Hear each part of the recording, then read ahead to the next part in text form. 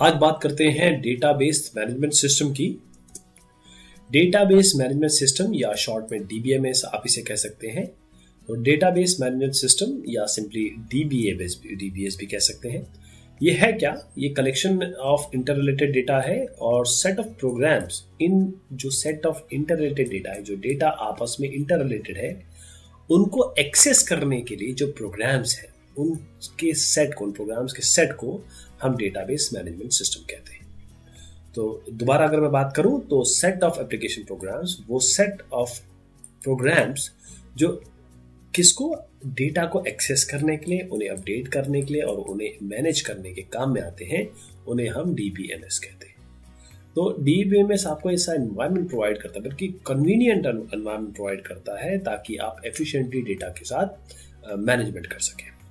तो आप देखिए, अगर आपने कहीं टेबल देखा है, टेबल, और अगर आपने कहीं कागज़ या फिर किसी कागज़ में लिखा देखा है कोई चीज़ रनिंग लैंग्वेज में, और कहीं पॉइंट वाइज लिखा देखा है, तो पॉइंट वाइज आपको कैसा लगेगा, टेबल में कैसे लगेगा, और जो रनिंग में लिखा है वो कैसे लगेगा। रनिंग आप कभी अप्रिशिएट नहीं करेंगे, पॉइंट वाइज लिखा होगा बहुत अच्छा लगेगा, और टेबल में लिखा होगा तो बहुत ही बढ़िया लगेगा। तो आप ये समझ लीजिए कि डेटाबेस मैनेजमेंट सिस्टम एक तरीका है जिसमें जो चीज़ लिखी गई है अस्त व्यस्त तरीके से, उसको प्रॉपरली मैनेज कर दिया जाता है और उसको एक्सेस करने का एक तरीका है आपके पास। ये डेटाबेस मैनेजमेंट सिस्टम होता है। थोड़ी हिस्ट्री में जाएंगे।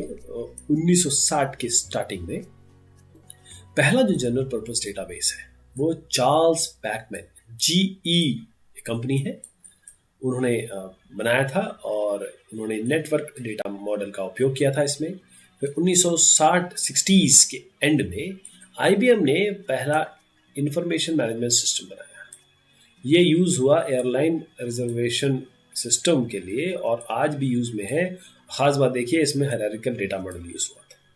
1970 यहाँ पर एडगर कोड आए और इन्होंने IBM के थे ये, इन्होंने डेवलप किया रिलेशनल डेटाबेस या रिलेशनल डेटा मॉडल, और यहाँ से आपका रिलेशनल मॉडल शुरू हुआ जो आज के सारे डेटाबेस मैनेजमेंट सिस्टम की जान है।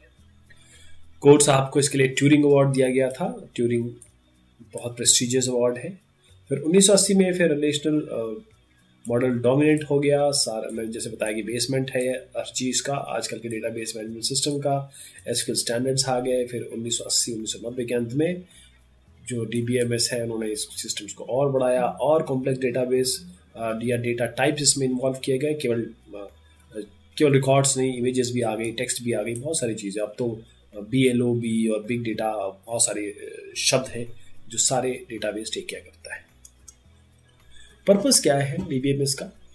Data redundancy, inconsistency. Data redundancy यानी कि मान लीजिए आप, मेरा नाम लिखा है यहाँ पर और आप, मेरा नाम दोबारा लिखा हुआ है, आपका यहाँ लिखा है, आपका यहाँ लिखा हुआ है, तो मेरा नाम तो 2 बार आ गया, आपका नाम 2 बार आ गया, हो सकता है आपका नाम 3 बार आ गया हो। लेकिन एक सही, इसका जरिया क्या होता है, सही तरीका क्या है? आपका नाम 1 बार हो, मेरा नाम 1 बार हो, बस, नो रिपीटेशन। और इनकंसिस्टेंसी नहीं होनी चाहिए। आपका कहीं नाम कहीं लिखा है एक, मेरा नाम कहीं AP खान लिखा हुआ है और कहीं पे लिखा हुआ है A खान लिखा हुआ है, ये तो रिडंडेंसी हो गई ना, दोनों अलग अलग नाम हो गया। This is not going to work. तो इन सबको दूर करने के लिए डेटाबेस मैनेजमेंट सिस्टम आया। तो जैसे मैंने आपको बताया कि सेम इन्फॉर्मेशन में भी डुप्लीकेटेड इन सेवरल प्लेसेस, यानी कि एक जगह डुप्लीकेशन नहीं होना चाहिए, एक ही डेटा का कई जगह पे, और अपडेशन ज़रूरी है। ऐसा नहीं कि मेरा नाम कहीं कुछ है, कहीं और कुछ है, हर जगह एक ही मिलना चाहिए। दूसरा, difficulty in new program to carry out each new task. ऐसा है कि कोई एक काम तो है नहीं, एक्सेस करना, अपडेट करना, चेंज करना, तो अलग अलग प्रोग्राम तो नहीं बना सकते ना इसके लिए एक सेंट्रल प्रोग्राम होना चाहिए, एक ऐसा प्रोग्राम, एक ऐसा पूरा प्रोग्राम का सेट जो सारे काम कर सके। तो DBMS आपको प्रोवाइड करता है। डेटा आइसोलेशन यानी कि डेटा जो है वो आइसोलेटेड रहे, ऐसा ना हो कि मिक्स हो या अपने आप में इनकी वैधता हो। Data isolation. सिक्योरिटी प्रॉब्लम, अगर आपका एक आदमी जो पेरोल वाला है वो एम्प्लॉय रिकॉर्ड जो देख रहा है, वो अगर अकाउंट्स देखे तो गलत है ना। इसी तरीके से जो अकाउंट्स देख रहा है वो पेरोल को, एम्प्लॉय रिकॉर्ड को देखे, वो भी गलत है। तो ये चीज़ें सिक्योरिटी प्रॉब्लम है जिसको ये दूर करता है। और एप्लीकेशन प्रोग्राम यानी कि जो लीगेसी प्रोग्राम्स थे उनमें ये सिक्योरिटी इशू इम्पोज करना थोड़ा सा डिफिकल्ट था, डीबीएमएस में नहीं है। इंटीग्रिटी प्रॉब्लम मतलब ये देखिए, मान लीजिए आपका अकाउंट है, अब आप आजकल जो बैंक है वो बोलते हैं मिनिमम 1000 रुपये रखो, 2000 रुपये रखो। अभी कैसे इंश्योर करोगे आप? नॉर्मल में डीबीएमएस में आराम से कर सकते हैं कि भाई अगर 1000 से नीचे है तो उसका अकाउंट ही नहीं खुलेगा। फाइल प्रोसेसिंग अप्रोच, देखिए डीबीएमएस जो है वो फाइल सिस्टम्स के बाद में है। फाइल सिस्टम एक तरीके से सुनिए, आप एक वर्ड खोलिए, वर्ड में कुछ लिख दीजिए, नोटपैड में कुछ लिख दीजिए, वो फाइल सिस्टम है। बस वही फाइल सिस्टम को दूर किया गया, डीबीएमएस ने एक बढ़िया टेबुलर फॉर्म में बनाया और उसे एक्सेस करते हैं बहुत अच्छे मेथड से। ये डीबीएमएस है, कोई ये बज वर्ड नहीं है, कोई बड़ा वर्ड नहीं है। आप समझ लीजिए आप एक टेबल देख रहे हैं एक तरीके से, और कुछ आपके पास छोटे बहुत सोफिस्टिकेटेड तरीके हैं उनको एक्सेस करने के, मॉडिफाई करने के। तो डेटाबेस मैनेजमेंट सिस्टम की कुछ बेसिक टाइप्स देखते हैं। सबसे पहले लीनियर फाइल, जो मैं आपको बता रहा था। तो ये अब ये डीबीएमएस में हम आ चुके हैं। अब उस फाइल की बात नहीं कर रहे जो मैं भी आपको कह रहा था कि आप नोटपैड में लिख दीजिए, वो आपका फाइल हो जाता है। अब आप बेसिक डीबीएमएस टाइप्स में आ जाइए। लीनियर फाइल्स का एक टाइप होता है। इसमें क्या होता है, सीक्वेंस ऑफ रिकॉर्ड होता है, उसका फिक्स फॉर्मेट होता है, एक ही सिंगल फाइल में होता है। तो लिमिटेशन इसका सबसे बड़ा ये है कि एक ही फाइल होती है और एक ही क्वेरी होगी, जैसे sales person is X and price is greater than 100, सभी पे एक ही क्वेरी लगेगी। फिर उसके बाद आया हायरार्किकल स्ट्रक्चर। हायरार्की यानी बॉस, सुपर बॉस, आप यहाँ, ये हायरार्की होती है। इसी तरीके का आया तो trees of record, one two many relationship होता था। वन टू मेनी, ये बॉस हो यहाँ पर होगा तो ये इसके साथ या इसके नीचे दो हो सकते हैं, ऐसे रिलेशनशिप था। लिमिटेशन इसकी है, अब हमको कई जगह पे जहाँ पर मेनी टू मेनी रिलेशनशिप आ जाए वहाँ क्या करेंगे? प्रॉब्लम जब अपडेशन होता था तब क्या करेंगे? और आपको रिट्रीवल, यहाँ से डेटा निकालने के लिए आपको पूरा स्ट्रक्चर जानने की जरूरत थी। आपको पूरा टॉप से लेकर बॉटम तक जाना पड़ रहा है किसी प्रोसीजरल लैंग्वेज को यूज करके, ये इसकी दिक्कत थी। फिर नेटवर्क स्ट्रक्चर आए, ये हायरार्किकल डेटाबेस जैसा ही है लेकिन उसका many to many relationship implementation है। रिलेशनल स्ट्रक्चर देखिए आप, रिलेशनल स्ट्रक्चर जो जिसके बारे में हम काफ़ी बात करने वाले हैं। फिर ऑब्जेक्ट ओरिएंटेड स्ट्रक्चर, मैं आपको ये सारे गिना दे रहा हूँ एक्चुअली, इसके बाद थोड़ा सा और डिटेल बताऊंगा। ऑब्जेक्ट ओरिएंटेड स्ट्रक्चर, ऑब्जेक्ट्स क्या होते हैं? जैसे अगर आप प्रोग्रामिंग लैंग्वेज की बात करें, जो ऑब्जेक्ट ओरिएंटेड प्रोग्रामिंग होती है वो हर चीज़ ऑब्जेक्ट में डील करती है, यानी कि उसी ऑब्जेक्ट में फंक्शंस भी होंगे और उसके डेटा भी होंगे। तो बस ऑब्जेक्ट, जैसे ऑब्जेक्ट ओरिएंटेड लैंग्वेज आई तो आप ऑब्जेक्ट की तरह भी तो कुछ बनाना पड़ेगा, मतलब डेटाबेस को भी तो ऑब्जेक्ट की तरह ढालना पड़ेगा, वही ऑब्जेक्ट ओरिएंटेड स्ट्रक्चर। तो ये एक नया पैराडाइम है, ये स्पेशल केस है नेटवर्क स्ट्रक्चर का, और इसमें सेपरेट इम्प्लीमेंटेशन है और इम्प्लीमेंटेशन आरडीबीएमएस के ऊपर है। तो ऑब्जेक्ट ओरिएंटेड स्ट्रक्चर आप एक सोफिस्टिकेटेड फॉर्म ऑफ आरडीबीएमएस कहते हैं, जिसमें जो लोएस्ट लेवल है वो ऑब्जेक्ट है। तो शुरुआत करते हैं हायरार्किकल मॉडल से। हायरार्किकल मॉडल देखिए, हायरार्की आपको दिख रही है ना यहाँ पर, ये फिर इनके नीचे 3, फिर इनके नीचे 3। तो हायरार्किकल डेटा मॉडल जो होता है वो एक ट्री स्ट्रक्चर के फॉर्म में होता है, जिसमें पेरेंट चाइल्ड सेगमेंट होता है। ये पेरेंट है, ये आपके चाइल्ड है। तो इसमें रिकॉर्ड जो है वो आपके डुप्लीकेट हो सकते हैं, रिपीट हो सकते हैं, खास तौर पे जो चाइल्ड सेगमेंट है। यहाँ पर जो चाइल्ड सेगमेंट है 1960 में तो बड़ा पॉपुलर था, और उसके बाद इस पे IMS वगैरह भी बनाया गया। फिर आया नेटवर्क मॉडल। अब देखिए नेटवर्क मॉडल किस तरीके से दिख रहा है आपको, नेटवर्क की तरह दिख रहा है ना कुछ। तो नेटवर्क मॉडल हायरार्किकल मॉडल की तरह, क्योंकि हायरार्किकल मॉडल आज आप कह सकते हैं कि इसमें कितनी खामियां हैं, लेकिन एक ज़माने में तो यही यूज़ होता था ना हायरार्किकल मॉडल। तो आप उसकी अच्छाइयाँ देखिए जो नेटवर्क मॉडल में आई, और जो डेटा है वो नेचुरली मॉडल किया गया मोर देन वन पेरेंट पर चाइल्ड के लिए। और इसी तरीके से नेटवर्क मॉडल आपने परमिट किया many to many relationship data में, मैनी टू मैनी रिलेशनशिप। तो ये डेटा सिस्टम्स लैंग्वेज जो कोडा सिल है, वहाँ पर फॉर्मली नेटवर्क मॉडल को इंट्रोड्यूस किया गया। तो देखिए यहाँ पर आप देखिए ये नेटवर्क मैनी टू, आपको इसमें दोनों चीज़ दिखेगी। यहाँ वाली जो चाइल्ड है वो इधर भी जा रहा है, ये है इसकी खासियत। उसके बाद आए रिलेशनल मॉडल। ये तो एक तरीके से बस आप समझ लीजिए कि जैसे पिज़्ज़ा होता है ना, पिज़्ज़ा के ऊपर कुछ भी डाल दीजिए लेकिन नीचे रोटी होनी चाहिए। ये आज डेटाबेस मैनेजमेंट सिस्टम की रोटी है, ब्रेड है। तो RDBMS relational database management system, ये EF कोड द्वारा लाया गया। और रिलेशनल डेटाबेस अलाउज क्या क्या क्या ये अलाउ करता है। पहले तो डेटा स्ट्रक्चर डेफिनेशन, उनका स्टोरेज, उनका रिट्रीवल, और साथ में इंटीग्रिटी कंस्ट्रेंट्स। यानी कि अगर आपने किसी कह दिया कि देखिए साहब आपकी परिधि ये है या आपका काम ये है, वो इंटीग्रिटी कंस्ट्रेंट भी इसमें लागू हो जाते हैं बहुत आराम से। तो रिलेशनल मॉडल जो होते हैं इसमें डेटा और रिलेशन जो है वो टेबल्स में ऑर्गेनाइज होते हैं, टेबल फॉर्म में। इस तरीके से रोज और कॉलम्स में होता है। तो टेबल जो एक कलेक्शन है रिकॉर्ड्स का, और इसमें जो हर रिकॉर्ड होता है वो सारे सेम फील्ड्स होते हैं इसमें। तो रिलेशनल टेबल की हम प्रॉपर्टी जरूर देखेंगे, जैसे कि वैल्यूज इसके एटॉमिक होते हैं। एटॉमिक यानी कि इससे ज़्यादा इसको नहीं तोड़ा जा सकता है। फिर हर रो इसकी यूनिक होती है। कॉलम जो वैल्यूज़ होंगी, कॉलम इस तरीके की जो कॉलम में वैल्यूज़ होंगी वो सब एक तरीके की होंगी। और सीक्वेंस है, जैसे दो कॉलम है, इसको यहाँ कर दें या इसको यहाँ कर दें तो कोई दिक्कत नहीं है। अगर आपके रोज़ हैं इसको यहाँ कर दें और इसको यहाँ कर दें तो भी कोई दिक्कत नहीं है। तो ये दोनों इनसिग्निफिकेंट है, चाहे वो सीक्वेंस ऑफ कॉलम्स हो या सीक्वेंस ऑफ रोज हो। इसके अलावा हर कॉलम जो है वो यूनिक नाम होता है उसका, वो मतलब डुप्लीकेट नहीं हो सकता। अब आते हैं ऑब्जेक्ट ओरिएंटेड मॉडल पे। तो ऑब्जेक्ट डेटाबेस जो है ये एक functionality object oriented programming languages की डालता है। तो इसमें क्या है कि ये और जो प्रोग्रामिंग लैंग्वेज की के ऑब्जेक्ट्स की बात है वो इसमें इंट्रोड्यूस किया गया है। इसका मेजर बेनिफिट, इसका सबसे इम्पॉर्टेंट बेनिफिट है वो ये है कि आपका एप्लीकेशन यानी कि डेटाबेस डेवलपमेंट वो डेटा मॉडल और लैंग्वेज एनवायरनमेंट दोनों के को ही फैसिलिटेट करता है। यानी कि आपका डेटा है, डेटाबेस है, और वो डेटाबेस क्योंकि ऑब्जेक्ट फॉर्म में है तो आप डायरेक्ट प्रोग्रामिंग लैंग्वेजेस से आराम से इसको डील कर सकते हैं। फिर सेमी स्ट्रक्चर मॉडल। अब ये सेमी स्ट्रक्चर मॉडल क्या होता है, जो इंफॉर्मेशन जो स्कीमा से एसोसिएटेड है। स्कीमा समझिएगा, स्कीमा है the overall design of a database management system. जो डेटाबेस मैनेजमेंट सिस्टम का ओवरऑल डिज़ाइन होता है उसे हमें स्कीमा कहते हैं। तो इंफॉर्मेशन जो स्कीमा से रिलेटेड होती है वो डेटा में ही निहित होती है, इसीलिए इसको हम सेल्फ डिस्क्राइबिंग कहते हैं, खुद को डिस्क्राइब करने वाला। तो इस टाइप के सेमी स्ट्रक्चर्ड डेटाबेस में कोई क्लियर सेपरेशन नहीं होता है डेटा और स्कीमा में, और साथ में ये भी क्लियर सेपरेशन नहीं होता है कि किस डिग्री में जो स्ट्रक्चर है एप्लीकेशन का वो डिपेंड करेगा। मतलब एप्लीकेशन का स्ट्रक्चर भी, उसकी डिग्री भी यहाँ पर डिफाइन नहीं होती। लेकिन बस ये आप समझिएगा कि आपका डेटा में ही डेटा खुद सेल्फ डिस्क्राइब होता है इस टाइप के सेमी स्ट्रक्चर्ड मॉडल में।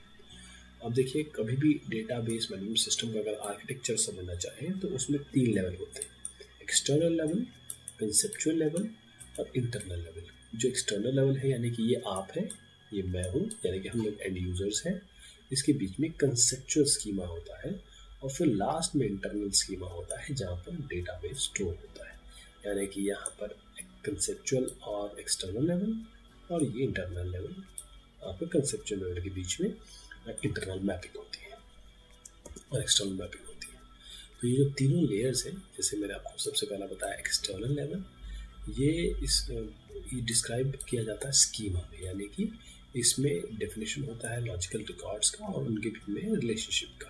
यानी रिलेशनशिप और रिकॉर्ड्स के जो रिकॉर्ड्स होंगे उनके बीच में क्या रिलेशनशिप है ये डिफाइन किया गया है, एक्सटर्नल लेवल में डिफाइंड होता है। कंसेप्चुअल लेवल का, ये कंसेप्चुअल लेवल में क्या होता है कि ये पूरा का पूरा डेटाबेस रिप्रेजेंट करता है।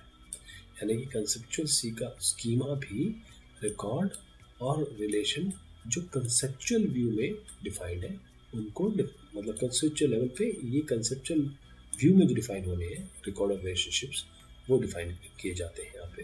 और इंटरनल लेवल पे आप और अंदर चले जाइए तो ये बताता है कि किस तरीके से डेटा स्टोर है और डिस्क्राइब किया जाता है डेटा स्ट्रक्चर कौन से हैं, एक्सेस मेथड कौन सा यूज़ किया जा रहा है डेटाबेस के लिए। तो ये आपका इंटरनल लेवल हो गया। फिर कंपोनेंट्स जो डेटाबेस मैनेजमेंट सिस्टम के हैं, अभी तक आप यही समझ रहे होंगे कि डेटाबेस मैनेजमेंट सिस्टम यानी कि कोई टेबल या कोई फॉर्मेट या फिर एक रिकॉर्ड जो आपके कंप्यूटर सिस्टम में रखा हो। तो बिल्कुल आप सही समझ रहे हैं, क्यों? क्योंकि आप कोई भी चीज़ रखेंगे वो हार्डवेयर में रखेंगे सॉफ्टवेयर, क्योंकि डेटाबेस मैनेजमेंट सिस्टम अपने आप में तो काम करेगा नहीं, ये तो ऑपरेटिंग सिस्टम पे काम करेगा, किसी नेटवर्क सॉफ्टवेयर पे काम करेगा, साथ में कुछ एप्लीकेशन प्रोग्राम्स भी होंगे, इससे सॉफ्टवेयर भी साथ में है, डेटा भी साथ में, क्योंकि डेटा के बगैर डेटाबेस कैसे बनेगा। पीपल जिसको चाहिए, जो यूज़ करता है, यानी कि आप और मैं, और उनमें डेटाबेस डिज़ाइनर शामिल है, डेटाबेस एडमिनिस्ट्रेटर शामिल है, एप्लीकेशन प्रोग्रामर शामिल है, एंड यूज़र शामिल है, साथ में जो प्रोसीजर्स यानी कि जो इंस्ट्रक्शंस और रूल्स अप्लाई होते हैं डेटाबेस और डेटाबेस मैनेजमेंट सिस्टम को बनाने में। तो कंपोनेंट ऑफ डीबीएमएस में सभी आते हैं, ये हम लोग सभी आते हैं, हर एक एस्पेक्ट है इसमें। तो अब बात करते हैं डीबीएस की लैंग्वेजेस की। जैसे बोले ना, इसमें सबसे पहले डेफिनेशन में हमने कहा था कि डेटाबेस को इंटरलेटेड डेटा है और आपस में एक्सेस कर सकते हैं, अपडेट कर सकते हैं, मैनिपुलेट कर सकते हैं, ये सब चीज़ें कैसे होंगी। तो उसके लिए कोई लैंग्वेज होगी, कोई इंस्ट्रक्शन होंगी, कोई भाषा होगी। तो भाषा हम बात करेंगे, दो टाइप की भाषा होती है, डेटा डेफिनेशन लैंग्वेज जिसे हम डीडीएल कहते हैं, और उसके बाद आएगी यहाँ पर डीएमएल। तो पहले डीडीएल से शुरू करते हैं। डेटा डेफिनेशन लैंग्वेज, ये वो स्टेटमेंट्स हैं, ये स्टेटमेंट्स हैं जो डेटाबेस के स्ट्रक्चर स्कीमा को बताती है, यानी कि ओवरऑल डिज़ाइन को डिफाइन करने के लिए आपके पास डिटेल होती है। डेटा डेफिनेशन लैंग्वेज, इसके नाम से क्लियर हो रहा होगा कि ये क्या काम करता है। जैसे मैं कुछ एग्जाम्पल बताता हूँ, डेटाबेस को क्रिएट करना है, मतलब ऑब्जेक्ट को क्रिएट करना है, ऑल्टर करना है, डिलीट कर देना है, ट्रंकेट करना है, छोटा कर देना है, कमेंट डाल देना है डेटा डिक्शनरी में, या रीनेम करना है ऑब्जेक्ट को, ये सारी चीज़ें डेटा डेफिनेशन लैंग्वेज से होगी। और जहाँ तक डेटा मैनिपुलेशन लैंग्वेज का सवाल है, या डीएमएल हम कहते हैं, वो स्टेटमेंट है ताकि हम मैनेज कर सकें डेटा को, जो कि जो स्कीमा ऑब्जेक्ट्स में है या स्कीमा में। स्कीमा यानी कि ओवरऑल डिज़ाइन। जैसे आप सिलेक्ट कर सकते हैं किसी रिकॉर्ड को, इंसर्ट कर सकते हैं, उस रिकॉर्ड को अपडेट कर सकते हैं, उसे डिलीट कर सकते हैं, दो को मर्ज कर सकते हैं, कॉल कर सकते हैं, कॉल PL/SQL जावा प्रोग्राम, सब प्रोग्राम कोई PL/SQL का कोड है या जावा का सब प्रोग्राम से कॉल कर सकते हैं। एक्सप्लेन प्लान यानी कि आप एक्सेस पाथ डेटा को एक्सप्लेन कर सकते हैं, लॉक कर सकते हैं टेबल को, यानी कि जो कंकरेंसी है, एक साथ दो या तीन जो एक ही डेटा पे काम करने के लिए इनपुट आ रहे हैं, उनको कंट्रोल करने के लिए कंकरेंसी कंट्रोल होता है, वो कर सकते हैं। तो ये हमने काफ़ी हद तक डेटाबेस की बात कर ली, मैनेजमेंट सिस्टम की बात कर ली, लेकिन दो तीन चीज़ें मैं ज़रूर इसमें इंट्रोड्यूस करना चाहूँगा, क्योंकि ये आज के समय में चल रही है, तो ये ज़रूर आपको जानकारी होनी चाहिए। डिस्ट्रीब्यूटेड ट्रांजेक्शंस क्या होते हैं? ट्रांजेक्शन मतलब ये है कि आप यहाँ से यहाँ ट्रांजेक्ट कर रहे हैं, ट्रांजेक्शन कर रहे हैं डेटाबेस के बीच में या डेटाबेस से। तो नेस्टेड ट्रांजेक्शन होता है, डिस्ट्रीब्यूटेड ट्रांजेक्शन होता है। नेस्टेड ट्रांजेक्शन जो होता है, इसमें देखिए कोई दो डिफरेंट डेटाबेस है जो कि इंडिपेंडेंट है, जहाँ पर एयरलाइन डेटाबेस अलग हो रहा है, होटल डेटाबेस अलग हो रहा है, ये नेस्टेड ट्रांजेक्शन है। और डिस्ट्रीब्यूटेड ट्रांजेक्शन का मतलब ये होता है कि दो physically separated parts of the same database, अलग अलग डेटाबेस में, ये एक ही डेटाबेस अलग अलग पार्ट में डिवाइडेड। तो ये ट्रांजेक्शन में आता है। ट्रांजेक्शन यानी कि आप अगर हम ट्रांजेक्शन मैनेजमेंट की बात करें, मान लीजिए मैंने ATM से पैसे निकाले, वही ट्रांजेक्शन होता है, ठीक, वो ट्रांजेक्शन। तो अगर पैसे कोई लाइट चली गई, कुछ हो गया, दिक्कत हो गई, वो मैं यहाँ पर डिफाइन करने वाला हूँ, वैसे उसको समझिएगा। ट्रांजेक्शन मैनेजमेंट एक बहुत इंपॉर्टेंट रोल है डेटाबेस मैनेजमेंट सिस्टम का। ट्रांजेक्शन वो ऑपरेशन है या जो एक अपने आप में सिंगल लॉजिकल फंक्शन है डेटाबेस एप्लीकेशन के। तो ये ट्रांजेक्शन मैनेजमेंट कंपोनेंट ये इंश्योर करता है कि डेटाबेस हमेशा कंसिस्टेंट स्टेट में रहे। अगर लाइट चले जाए, फेलियर हो जाए, कोई बाढ़ आ जाए, कोई भूकंप आ जाए, कुछ भी हो जाए, लेकिन डेटाबेस कंसिस्टेंट स्टेट पर रहेगा। मैं अब उस एग्जाम्पल को दोबारा दोहराता हूँ। मैं गया ATM से, मैंने पैसे निकाले, अब पैसे मैं निकाल रहा हूँ और बीच में ही लाइट चली जाती है फॉर एग्जाम्पल, तो वो पैसों क्या होगा? क्या आधे निकल गए? क्या वो ट्रांजेक्शन फेल हो गया, या ट्रांजेक्शन मेरे को पर्ची तो आ गई, 5,000 रुपये निकल गए, लेकिन 5,000 मेरे हाथ में आई नहीं, फिर क्या करेंगे? इस सब को इंश्योर करने के लिए ट्रांजेक्शन मैनेजमेंट होता है। इसी में आता है कॉन्करेंसी कंट्रोल मैनेजमेंट। जो कॉन्करेंसी यानी कि मान लीजिए मुझे पैसे निकालने हैं, है ना, मैं और मेरा देश दोनों के पास इसकी पॉसिबिलिटी है, वो भी एक साथ निकाल रहा है, मैं भी एक साथ निकाल रहा हूँ उसी टाइम पे, तब क्या करेंगे? उसको ट्रांजेक्शन मैनेजमेंट कंट्रोल करता है कि किसको कब करना है। इसे बहुत सारी चीज़ आती है, इसमें टाइम स्टैम्पिंग होती है और सीरियलाइजेबिलिटी होती है। वो चीज़ें जब अगर आपको डेटाबेस को और आगे जानना है तो आपको देखना पड़ेगा, पढ़ना पड़ेगा। फिर आता है स्टोरेज मैनेजमेंट। स्टोरेज मैनेजमेंट क्या होगा? ये आपके लो लेवल डेटा स्टोर, असली तो डेटा तो वहीं स्टोर है डेटाबेस में, और साथ में जो एप्लीकेशन प्रोग्राम या क्वेरीज जो उसको सबमिट की जाएगी, उनके बीच का एक इंटरफेस है। तो स्टोरेज मैनेजमेंट का काम क्या है, एक तो फाइल मैनेजर से इंटरेक्ट करता है और स्टोरिंग, रिट्रीविंग और अपडेटिंग ऑफ डेटा को एफिशिएंट बनाता है। तो साहब ये आ गया आपका ओवरऑल सिस्टम स्ट्रक्चर। अगर आप कोई डेटाबेस मैनेजमेंट सिस्टम की बात कर रहे हैं तो ये इसका ओवरऑल स्ट्रक्चर है। यहाँ पर यूजर्स है कि कोई भी हो सकता है, आप हो सकते हैं, एप्लीकेशन प्रोग्रामर्स हो सकते हैं। अगर आप सोफिस्टिकेटेड यूजर्स हैं तो यहाँ होंगे, अगर आप डेटाबेस एडमिनिस्ट्रेटर है तो यहाँ होंगे। इनके बीच में इंटरफेसिंग होती है। देखिए सोफिस्टिकेटेड यूजर क्या करेगा, क्वेरी डालेगा। डेटाबेस एडमिनिस्ट्रेटर क्या आएगा, ये क्या करेगा, डेटाबेस का स्कीमा बनाएगा। तो अब डेटाबेस एडमिनिस्ट्रेटर को DDL चाहिए, क्योंकि ये डेटा डेफिनेशन लैंग्वेज पे काम करेगा। आपको क्या चाहिए, DML चाहिए, आपको DML चाहिए, है ना। तो ये DML का काम, जो केवल मैनिपुलेशन करना चाहते हैं, जो बनाना चाहता है, उसको DDL चाहिए। तो ये आपका क्वेरी प्रोसेसर हो गया। ये स्टोरेज मैनेजर, जहाँ पर आपका ट्रांजेक्शन मैंने जो अभी बताया आपको, तो फाइल मैनेजर काम करेंगे। और ये आपका डिस्क, एक्चुअल डिस्क में जहाँ पर index, data files, statistical data और डेटा डिक्शनरी स्टोर्ड है। तो ये ओवरऑल आपका सिस्टम स्ट्रक्चर हो गया डेटाबेस मैनेजमेंट सिस्टम। और जो मैंने आपको बताया वो आप रिलेट कर रहे होंगे कहाँ कहाँ पर क्या क्या है। तो डेटाबेस का सबसे ज़्यादा उपयोग होता है, कोई भी चीज़ डेटाबेस के बगैर नहीं उपयोग होती है आजकल। और इसका फ़ायदा ये देखिए, बहुत सारे फ़ायदे हैं इसमें। सबसे पहले रिडंडेंसी, डुप्लीकेशन नहीं होगा। शेयरिंग ऑफ डेटा इसको कंट्रोल करता है। कंसिस्टेंट डेटा होगा, हमेशा एक स्टेट में होगा, सही स्टेट में होगा। डेटा का इंटीग्रेशन पॉसिबल है। इंटीग्रिटी कंस्ट्रेंट डालता है इसमें, क्या चाहिए क्या नहीं चाहिए, कितना तक चाहिए। डेटा सिक्योरिटी है, रिपोर्ट राइटर है, रिपोर्ट मिल जाएगी आपको। और कॉन्फिडेंसी कंट्रोल करेगा। तो ट्रांजेक्शन 3 ट्रांजेक्शन एक साथ हो रहे हैं एक ही चीज़ पे, तो क्या करेंगे, अगर कुछ लॉस हो जाता है तो उसकी बैकअप और रिकवरी है। और डेटा की इंडिपेंडेंसी, ये सारे एडवांटेजेस है इसके। डिसएडवांटेज भी है थोड़ा सा, हार्डवेयर और सॉफ्टवेयर कॉस्ट तो लगेगा ही, डेटा कन्वर्ट करना है तो भी पैसा लगेगा। स्टाफ की ट्रेनिंग में भी पैसा लगता है, क्योंकि थोड़ा सा इस पर सोफिस्टिकेटेड स्किल चाहिए आपको। टेक्निकल स्टाफ होना चाहिए बहुत बेहतरीन। और डेटा का डैमेज हो गया तो फिर इस पे तो मैं और क्या बोलूँगा। अगर डेटा चला गया तो अभी आपके पास कुछ भी नहीं है। आप खुद सोचिए, आप कोई काम कर रहे हैं, किसी, मान लीजिए सुबह से आप 9 बजे बैठे, 5 बजे तक आपने एक फाइल तैयार की, और मान लीजिए आपके पास सेव की फैसिलिटी नहीं है और आपका वो डेटा चला गया, तो आपको शाम को 5 बजे क्या लगेगा।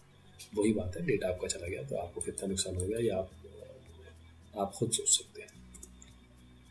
बहुत शुक्रिया, बहुत मेहरबानी। ये मैंने इंट्रोडक्शन देना चाहा आपको डेटाबेस मैनेजमेंट सिस्टम का। बहुत बड़ा ये एक मैं कहूँगा टॉपिक है, और बहुत इंपॉर्टेंट टॉपिक है कंप्यूटर साइंस का। इसको आगे देखिएगा। बहुत शुक्रिया, बहुत